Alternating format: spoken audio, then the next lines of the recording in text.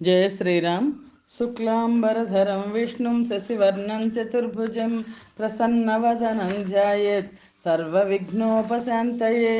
रामाय रामभद्राय रामचन्द्राय वेधसे रघुनाथाय नाथाय सीताय पतये नमः। వాల్మీకి రామాయణం శ్రీ పుల్లల శ్రీరామచంద్రుడు గారు తెనుగు చేసింది 76వ అయోధ్యాకాండం 76వ సర్గలో ఉన్నాం. 75వ సర్గలో భరతుడు కౌసల్యను చేరి కౌసల్యని ఓదార్చి ఒట్లు పెట్టుకుని తనకు తెలియదు శ్రీరామ వనవాసము అని నిరూపించుకోగలిగాడు. 76వ సర్గము దశరథ మహారాజునకు దహన సంస్కారం చేయుట. ఈ విధముగా దుఃఖ సంతప్తుడైన కైకేయీ కుమారుడైన భరతునితో మాటలలో నేర్పు కలవాడు, శ్రేష్టమైన మాటలు మాట్లాడువాడు అయిన వశిష్ఠ మహర్షి ఇట్లు పలికెను.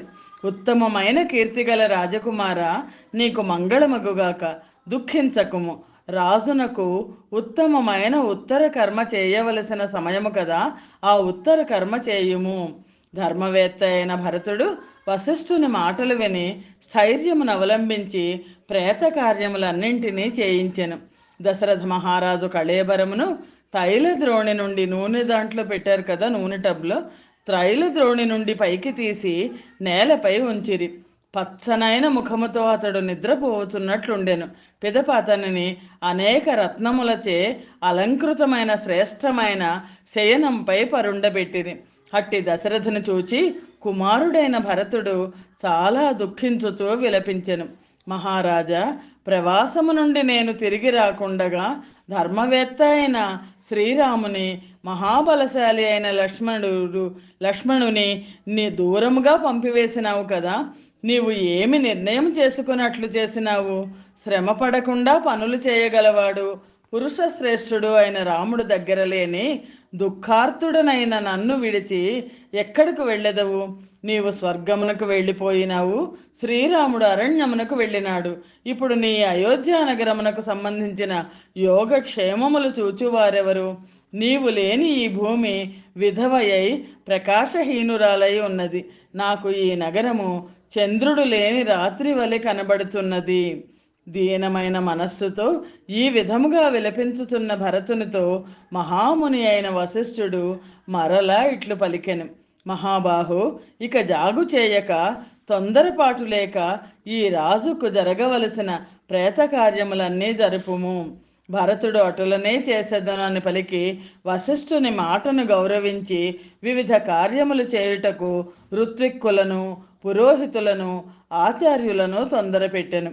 అగ్నిగృహము నుండి బయటకు తీసుకువచ్చిన దశరథుని అగ్నులను ఋత్విక్కులు, పురోహితులు యథాశాస్త్రముగా గ్రహించిరి. పిమ్మట పరిచారకులు బాష్పముతో నిండిన కంఠములతో దుఃఖించుతూ మరణించిన ఆ రాజును చిన్న పల్లకీపై తెక్కించి మోసుకొని వెళ్ళిరి. రాజునకు ఎదుట వెండి, బంగారము, అనేక విధములైన వస్త్రములు చల్లుచూ జనులు మార్గమునందు నడిచిరి.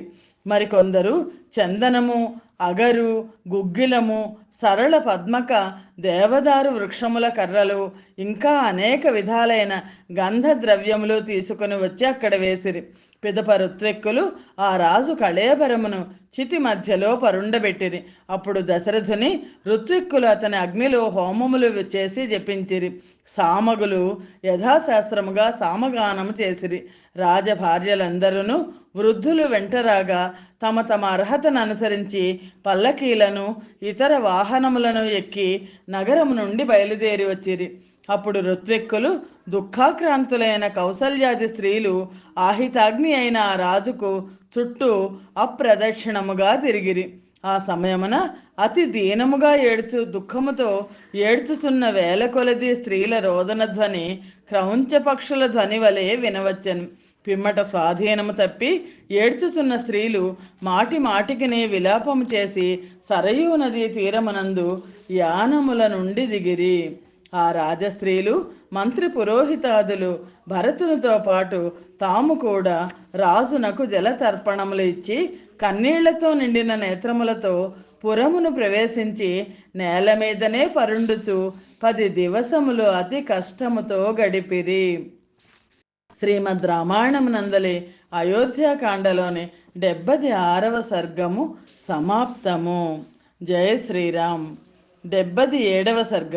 భరతుడు తండ్రికి శ్రాద్ధ విధులు చేయుట. 10వ దినము గడిచిన పిమ్మట శుద్ధి చేసుకొని భరతుడు 12వ దినమునందు శ్రాద్ధ కర్మలు చేయించెను.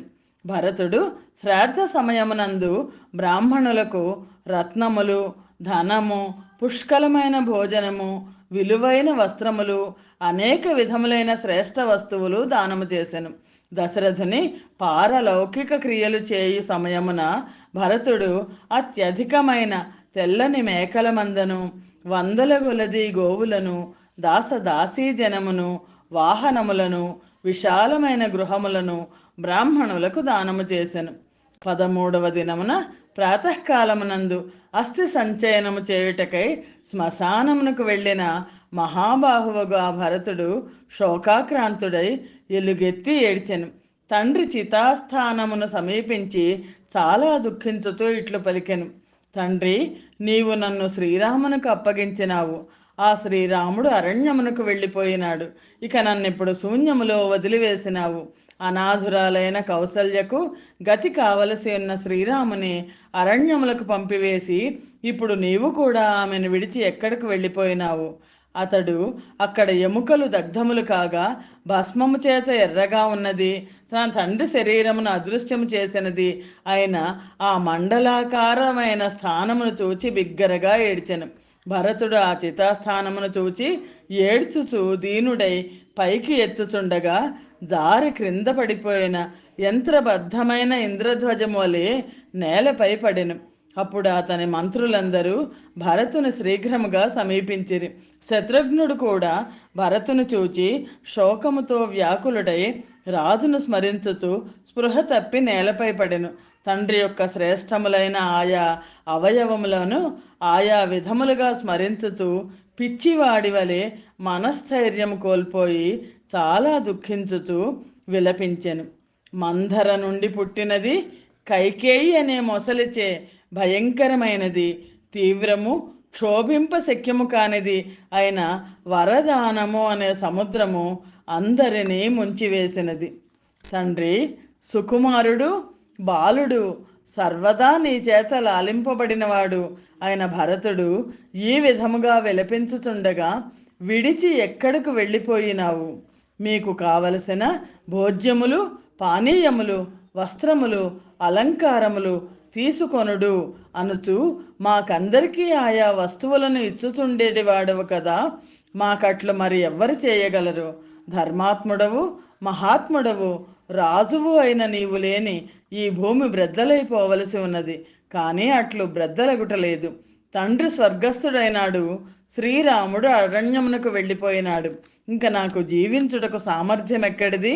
అగ్నిలో ప్రవేశించదను.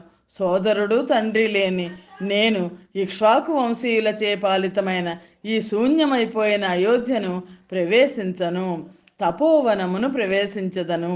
వారిద్దరి విలాపములు విని వచ్చిపడిన ఆ ఆపదను చూచి అనుచరులందరూ చాలా దుఃఖితులై అలసిపోయిన ఆ శత్రుఘ్న భరతులిద్దరూ కొమ్ములు విరగగొట్టిన 2 వృషభముల వలె నేలపై దొర్లిరి. అప్పుడు ఉత్తమ స్వభావము కలవాడు, జ్ఞానవంతుడు, వీరి తండ్రికి పురోహితుడు అయిన వశిష్ఠుడు భరతుని లేవతీసి ఇట్లు పలికెను: ప్రభువైన ఓ భరత, నీ తండ్రి మరణించి ఇది 13వ దివసము. అస్థి సంచయన కార్యము ఇంకనో మిగిలి ఉన్నది. నీవిక్కడ ఆలస్యము చేయుచున్నావేమి?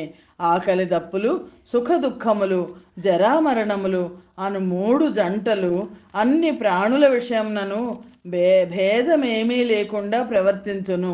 అవి పరిహరింప శక్యము కానివి. అట్టి స్థితిలో నీవిట్లు అగుట ఏమీ బాగాలేదు.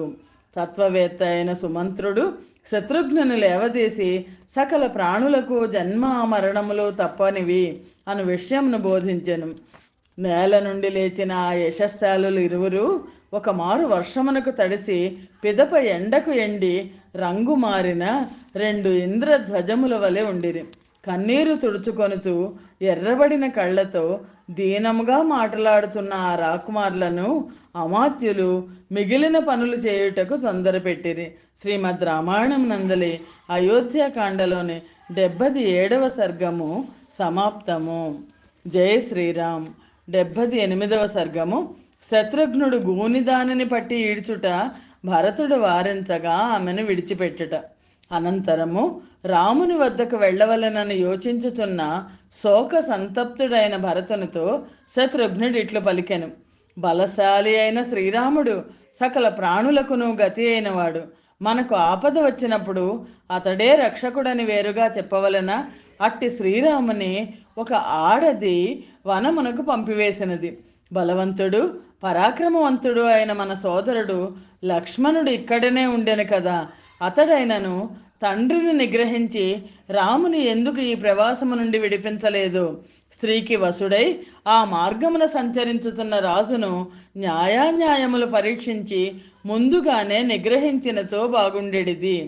శత్రుఘ్నుడు ఇట్లు మాట్లాడు సమయమున మందర సర్వ ఆభరణములు అలంకరించుకొని తూర్పు ద్వారమునందు కనబడెను.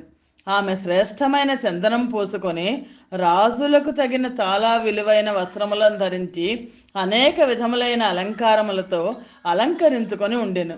చిత్రములైన వడ్డాణములు, అనేకమైన శుభకరములైన అలంకారములు కట్టుకున్న ఆమె త్రాళ్లతో కట్టిన ఆడ కోతివలె ఉండెను. అప్పుడు ద్వారపాలకులు మిక్కిలి పాపము చేసిన జాలి లేని ఆ మందరను చూచి ఆమెను పట్టుకొని శత్రుఘ్నునకు తెలిపిరి. యవత మూలమున శ్రీరాముడు అరణ్యమునకు వెళ్ళినాడు, యవత మూలమున నీ తండ్రి మరణించినాడు. పాపాత్మురాలు క్రూరురాలు అయిన అట్టి స్త్రీ ఇదిగో, ఈమెను ఏమి చేయదల్చదో అది చేయుము. మిక్కిలి దుఃఖించుతున్న ఉత్తమ నియమవంతుడైన శత్రుఘ్నుడు ఆ మాటలు విని అంతఃపురములోని వారందరితో ఇట్లు పలికెను.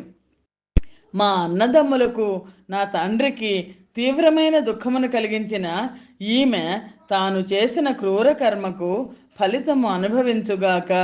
అతడిట్లు పలికి వెంటనే ఆ మందరను బలాత్కారముగా పట్టుకొనగా సఖీజనముతో కూడిన ఆమె ఏడ్చుతూ ఆ గృహమును ధ్వనింపచేశాను.